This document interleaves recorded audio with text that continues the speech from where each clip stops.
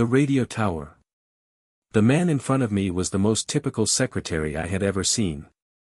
His receding hairline showing off his milky white skin punctuated by the bags under his eyes which were nearly poking out from beneath his glasses.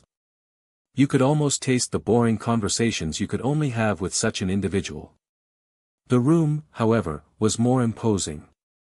Blank concrete walls highlighted by blue light. It almost felt like I was inside of a prison. In a way, I was. "Mr. Sinclair will see you now," the tired and scratchy voice of the secretary rang out. I had almost forgotten what he sounded like within the 30 minutes that I had been waiting. My numb limbs lifted themselves off the bleak chair and I entered a doorway that had opened itself for me.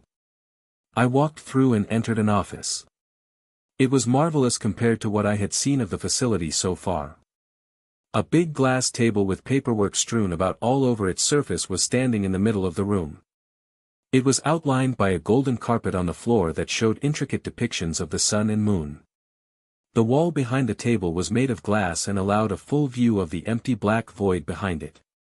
The remaining walls, made from the same marble, were intermittently covered by paintings depicting landscapes or pictures of what I assumed Mr. Sinclair shaking the hand of government officials. What really surprised me was the lack of a computer on the table. I had heard that Mr. Sinclair was eccentric to a degree, but I had assumed to oversee this outpost he would need an overview of all the incoming and outgoing data at all times.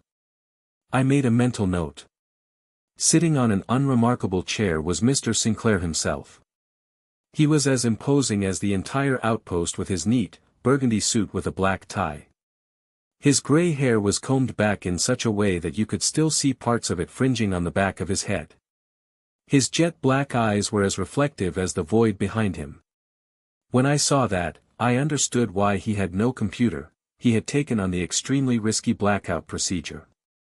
It allowed an individual to connect to a network and visualize all data in a way that helped the mind comprehend it faster. He was probably working even right now. Sadly, this procedure has a high chance of blinding the individual and it seemed like Mr. Sinclair was a victim of that side effect. I tried not to let any sympathy or pity shine through my demeanor as I stepped towards the table. Mr. Sinclair seemed to be watching me with a predatory smile that still reflected respect. He knew who I was, after all.